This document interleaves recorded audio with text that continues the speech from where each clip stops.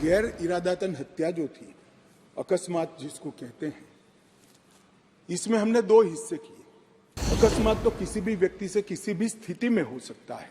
गाड़ी चलाता रहे एक व्यक्ति और रास्ते में कोई भी बेध्यान हुआ या कोई रश कर आ गया और अकस्मात हो गया। अकस्मात करने के बाद वो व्यक्ति स्वयं उसको पुलिस स्टेशन या तो हॉस्पिटल ले जाता है, तो इसके लिए कम सजा का प्रावधान किया है। हिट एंड रन केस, मरता हुआ छोड़कर कोई भाग जाता है, तो इसके लिए हमने 10 साल की सजा का प्रावधान। जो आतंकवादी कृत्य करते हैं उनके प्रति कोई दया भाव नहीं होना चाहिए। कठोर से कठोर इनके लिए कानून का प्रावधान होना चाहिए।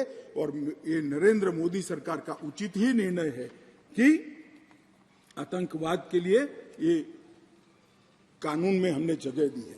उसके बाद भारत सरकार, किसी राज्य सरकार, विदेश की सरकार, अंतर्राष्ट्रीय सरकारी संगठन के सुरक्षा को बाधित करने वाले कृत्य भी आतंकवादी माने जाएंगे। मान्यवर, मैं नहीं मानता इसमें कहीं पर भी कोई गुंजाइश बची है कि इसका दुरुपयोग हो। और मैं सदन को आश्वस्त करना चाहता हूं, कानून तो लिखी हुई चीज है, इसका अमल करते वक्त अगर कोई इसका दुरुपयोग करता है, यहां तक हमारी सरकार का सवाल है साहब, हम उसको रोकेंगे भी और उसको नसीहत भी करेंगे, सजा भी देंगे। और सबसे ऊपर कोर्ट है। अगर किसके ग्रीवेंसेस है तो ये आतंकवाद को रोकने का प्रोविजन भी कोर्ट के ऊपर तो नहीं है। धारा लगते ही कोर्ट इसकी मीमांसा करेगी, मगर इसके डर से आतंकवाद को ही न रोका जाए, मैं इस बात से सहमत नहीं हो सकता। मान्यवर, मैं सदन से अपील करना चाहता हूं कि इस धारा को जो मोदी सरकार लेकर आई है, आपका समर्थन चाहिए, आशीर्वाद चाहिए और जीरो टॉलरेंस का एक संदेश इस सदन से जाना चाहिए। मान्यवर, संगठित अपराध की भी पहली बार व्याख्या की गई है। कई राज्य और राज्यतर गैंगे संगठित अपराध करती हैं, इसके लिए कोई विशेष कानून नहीं था। इसके अंदर हमने साइबर अपराध को, आर्थिक अपराध को, भूमि हत्याना को, हथियारों की व्यापार को, डकैती को और मानव लोगों की तस्करी करने व्यक्तियों की मानव तस्करी में, ये सभी को इसके अंदर रखा है। आर्थिक अपराध की भी हमने व्याख्या की है। करेंसी नोट, बैंक नोट, सरकारी स्टैंप का कुटकरण, हवाला व्यवहार और बड़े पैमाने पर वित्तीय कपट और आर्थिक व्यवस्था को तोड़ने के सभी प्रयास, इसको भी आर्थिक अपराध की व्याख्या की तरफ पहली बार लाने का काम नरेंद्र मोदी जी कर रहे हैं। और इससे मुझे लगता है कि न्यायपालिका का काम काफी सरल हो जाएगा। मान्यवर, एक मैं स्पष्टीकरण करना चाहता हूं कि गैर इरादातन हत्या जो थी, अकस्मात जिसको कहते हैं, इसमें हमने दो हिस्से किए। अकस्मात तो किसी भी व्यक्ति से किसी भी स्थिति में हो सकता है।